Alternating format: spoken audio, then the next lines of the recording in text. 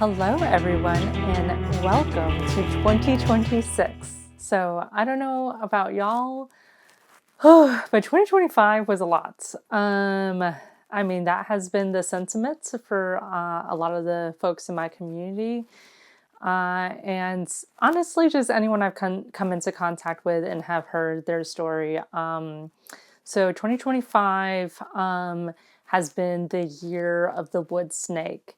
And with that, that has been a time of transformation and shedding old patterns. And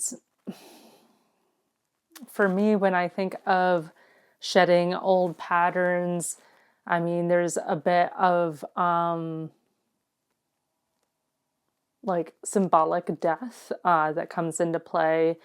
And death is not always the most pleasant experience, feeling, sensation, all that. And with, release and shedding comes detachment.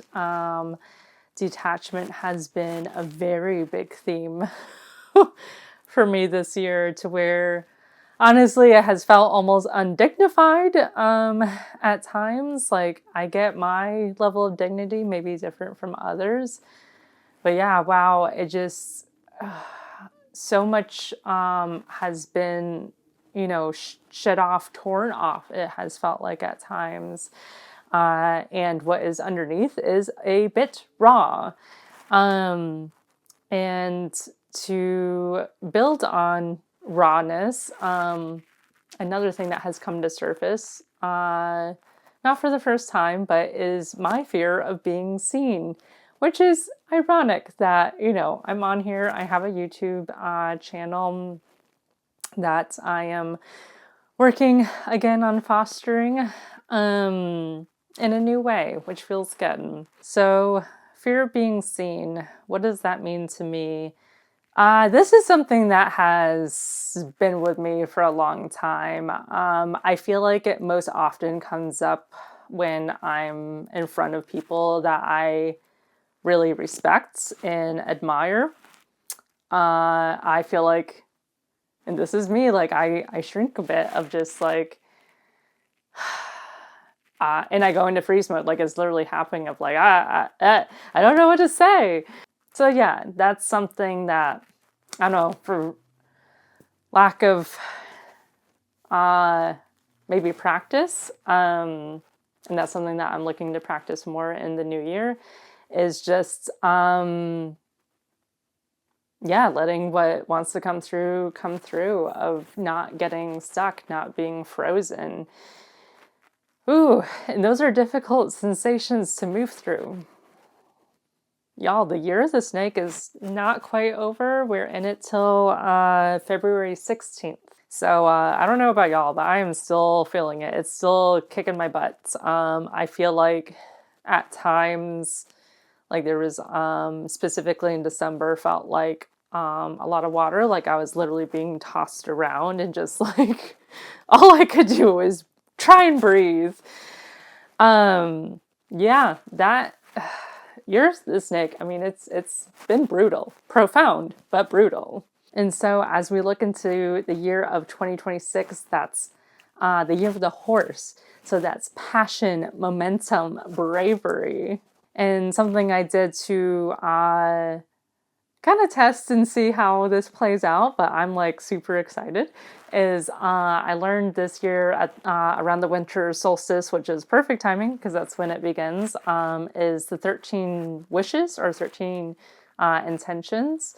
So basically on the winter solstice, which is December 21st, so mark it in your calendars if you'd like to catch it this time around, you write down 13 wishes, and you write them as if they have already happened. So you don't say like, I wish for, or I'm calling in. You say, I have, or I am. Claim it. And so you write down these 13 wishes or intentions, and then you fold them up so you can't see them. And then for each evening, you release them. So releasing them looks like burning them or dissolving them in water. I tried that didn't work. Or burying them in the ground. I found that fire worked well, and I still have and I first tore them up and then slowly burnt it. And then the remnants, whenever I go on my next hike, I'm gonna bring that with me and just release it back into nature. So you do that until you have one left. So you should have one left for New Year's Eve. And then on New Year's Day, you open it, and that is the one you get to tend to. And for me, I wrote down some lofty ones. So I'm like, A, let's see what happens. And B, I hope I don't get one of these lofty ones. And it was funny, even when I was writing them down, I was like, okay, let me make sure I can still achieve this. So yeah, in that way, as I was writing them, I was putting myself to the test of all right, let's go, let's do this. And with the one that I got to tend to, honestly, I'm really excited. It's one that I've been slowly fostering over time, and it's personal, so it was honestly perfect. And then the universe can do the heavy lifting. Mwah, mwah. Do you see my double horns? So it's interesting. I feel like the start of rebooting my YouTube channel, because I'm really just allowing myself to play and see what comes up and what is the direction I really want to run with it in, is I'm allowing myself to be seen. And in this way, it does feel safe of I'm doing it in my room.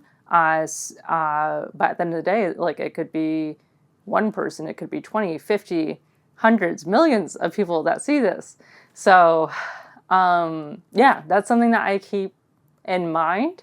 And actually, the more that I think of the more people seeing it, then that does tap into that fear part of me. And then it's a good practice to both picture that and be with it and still be able to communicate and show up as my delightful self. All right, y'all, thank you so much for listening and joining. Happy New Year, and I wish us all well going into 2026.